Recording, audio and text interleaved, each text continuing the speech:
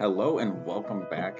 Today we're going to be going over some equipment that we use not very often, but we do tend to use this occasionally. So I'm going to hand it over to Fred and he's going to tell you everything we need to know about it.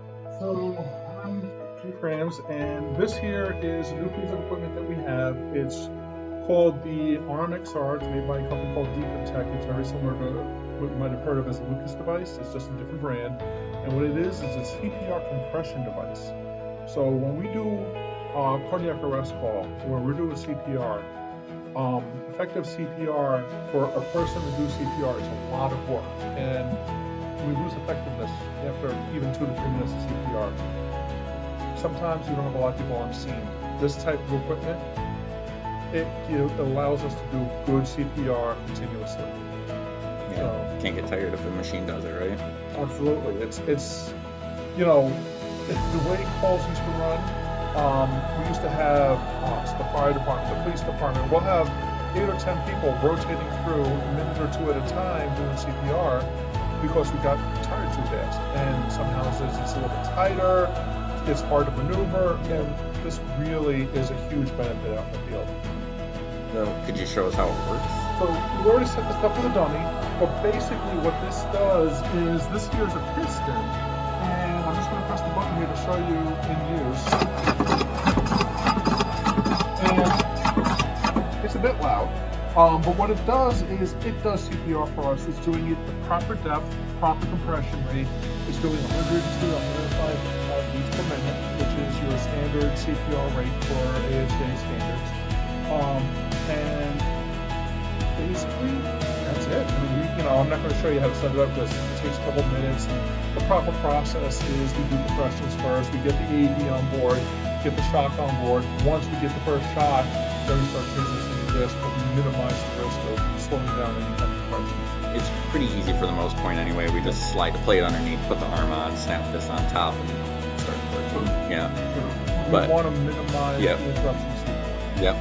So, how much does this actually cost? We got this as part of a grant. So when we got the new ambulance back in October 24, that ambulance, the funding came from Marjorie Burns' office and through USDA Rural Development. So we got 2 grants and we got a low interest loan to get the ambulance. Part of that allowed us to purchase some equipment that's tied to that ambulance.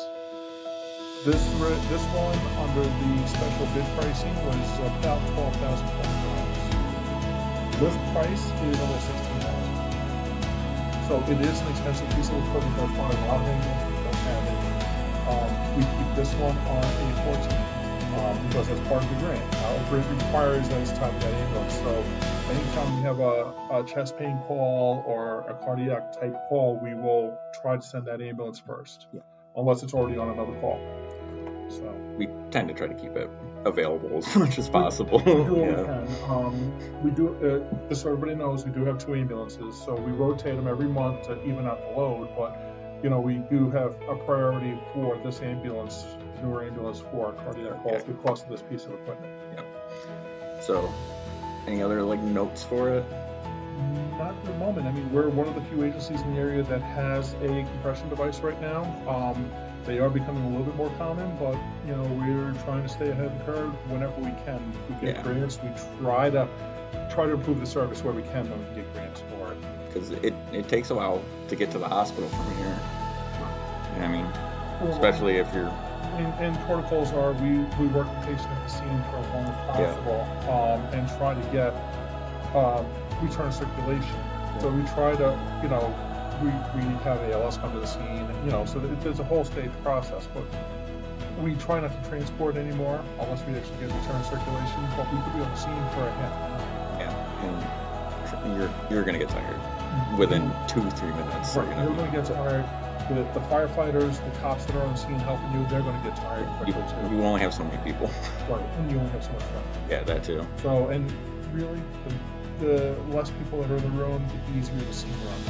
We've used this a couple times. We have had a pre-hospital save that has had one of these applied.